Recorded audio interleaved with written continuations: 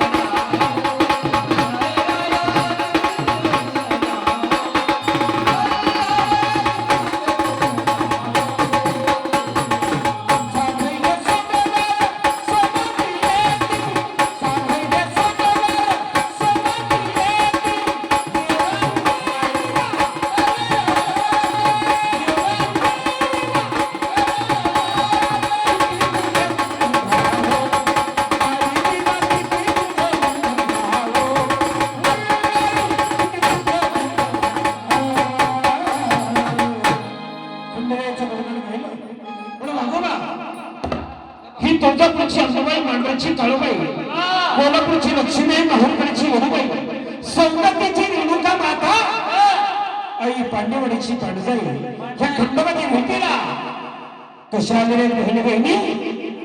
तुळजापूरची अंबाबाई, मांडरची काळूबाई, कोल्हापूरची लक्ष्मी, माहूरकडची वधूबाई, सौंदर्याची रेणुका माता आणि आई पांडेजाई कशा आल्या?